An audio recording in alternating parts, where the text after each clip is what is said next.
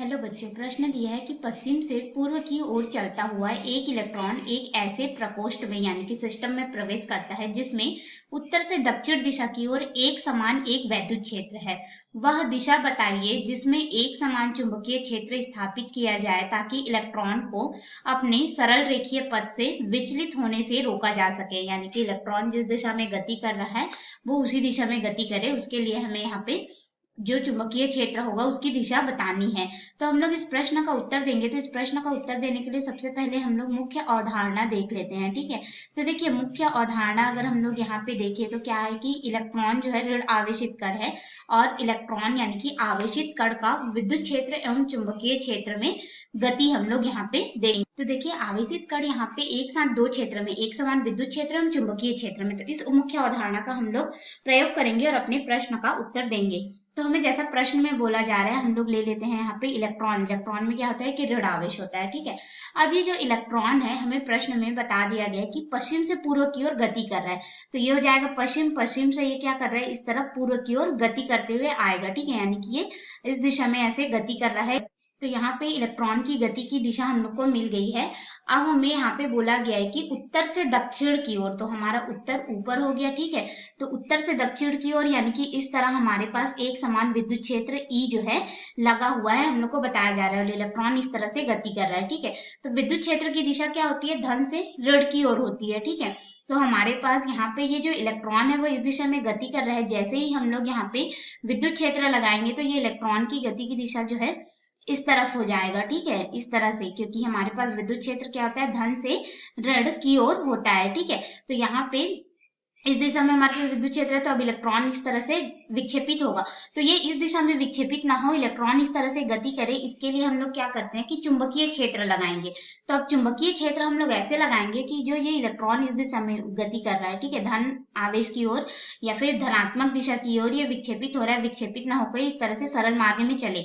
तो हमारे पास यहाँ पे जो चुंबकीय क्षेत्र है उसकी दिशा क्या है, सॉरी हमारे पास जो विद्युत क्षेत्र है उसकी दिशा क्या है हमारे पास, तो उत्तर से दक्षिण की ओर है। तो अब हम लोग क्या करेंगे कि चुंबकीय क्षेत्र को ऐसे लगाएंगे, दक्षिण से उत्तर की ओर हम लोग चुंबकीय क्षेत्र B को लगाएंगे, जिससे इलेक्ट्रॉन जो है सरल रेखीय पथ में पश्चिम से पूर्व की ओर गति करे। तो इसके लिए अगर हम लोग देखें कि हमने यह कैसे बतलाया कि इसका मान जो है चुंबकीय क्षेत्र का जो मान है या फिर उसकी दिशा है हम लोग दक्षिण से उत्तर की ओर कैसे रखेंगे, क्यों, क्योंकि देखिए हमारे पास यहाँ पे हम लोग फ्लेमिंग के दाहिने हाथ के नियम का प्रयोग करेंगे।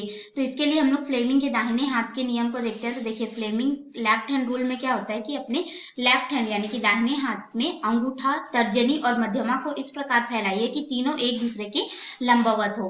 अब ये तीनों जब एक दूसरे के लंबवत होगा हमारे पास में, तो लंबवत होने पे क्या होता है कि जो अंगूठा होता है वह उस इलेक्ट्रॉन पर लगने वाले बल F की दिशा को, यानी कि जो आवेशित कण है उसमें बल F की दिशा को दर्शाता है, और ये जो हमारे पास तर्जनी है, तर्जनी चुंबकीय क्षेत्र B की दिशा को दर्शाएगा। ठीक है, और हमारे पास ये जो मध्यमा होता है यह हमारे पास विद्युत धारा I या फिर यही जो है जो धन आवेशित कण होता है उसकी दिशा को यह दर्शाता है। ठीक है, क्योंकि ये विद्युत धारा की दिशा को दर्शाएगा। इस तरह से हम लोग फ्लेमिंग के लेफ्ट हैंड रूल में देखेंगे। तो देखिए लेफ्ट हैंड रूल में अगर हम लोग देखें तो बल जो है क्या हो रहा था कि उस पर ऊपर की तरफ आ रहा था, जैसे हमने यहाँ पे देखा ये धन आवेश की ओर क्या हो रहा था, विचलित हो रहा था। तो इधर विचलित ना हो, सरल रेखा में चले, इसलिए हम लोग इस पे चुंबकीय क्षेत्र B लगा देंगे। चुंबकीय क्षेत्र B लगाएंगे तो क्या करेगा, ये ऊपर की ओर ना जाके उसको अब ये नीचे की तरफ इस तरफ झुकाने का प्रयास करेगा। तो ये पहले से ही विद्युत क्षेत्र E जो है एक समान लगा हुआ है, तो इलेक्ट्रॉन क्या होगा कि ना तो चुंबकीय क्षेत्र में ना तो यहाँ पे विद्युत क्षेत्र में कहीं भी विक्षेपित नहीं होगा, ये सीधे सरल मार्ग से निकल जाएगा। यानी कि चुंबकीय क्षेत्र का भी मान हमें उतना ही रखना पड़ेगा जितना कि विद्युत क्षेत्र का, एक समान चुंबकीय क्षेत्र हमें लगाना पड़ेगा। अर्थात इलेक्ट्रॉन एक ऋण आवेशित कण है जिसके वजह से विद्युत क्षेत्र के धनात्मक सिरे की ओर विक्षेपित होगा, तो उत्तर की ओर ये क्या करेगा, विक्षेपित होगा। जैसे हमने यहाँ पे देखा ये उत्तर धन आवेश की तरफ जा रहा था। ठीक है, अब हम लोग क्या किए कि इलेक्ट्रॉन जो है पश्चिम से पूर्व की ओर गति कर रहा है, तो हम लोग उसी के समान जो है धन आवेश इधर से भी हम लोग दे सकते हैं। ठीक है, तो देखिए इलेक्ट्रॉन इधर गति कर रहा है तो इसको विक्षेपित करने के लिए हम लोग धन आवेश को क्या कर सकते हैं, पूर्व से पश्चिम की ओर गति करा देंगे। पूर्व से पश्चिम की ओर गति कराएंगे तो यहाँ पे फ्लेमिंग के दाहिने हाथ का नियम प्रयोग होगा और चुंबकीय क्षेत्र को ऊर्ध्वाधर हम लोग क्या कर सकते हैं, नीचे की दिशा में आरोपित करना होगा, यानी कि नीचे से ऊपर की ओर इस तरह से। यानी कि हमारे पास जो यहाँ पे विद्युत क्षेत्र चुंबकीय क्षेत्र होगा। तो इस तरह से लगा देंगे तो क्या हो जाएगा कि इलेक्ट्रॉन अपने पथ से विचलित नहीं होगा, यानी कि चुंबकीय क्षेत्र बी की अगर हम लोग दिशा की बात करें तो ये क्या हो जाएगा, हमारे पास ऊर्ध्वाधर दक्षिण से उत्तर की ओर हमें यह प्राप्त होगा। ठीक है, ऊर्ध्वाधर ये हो जाएगा दक्षिण से उत्तर की तरफ हम लोग को प्राप्त होगा, तो इसी की दिशा हम।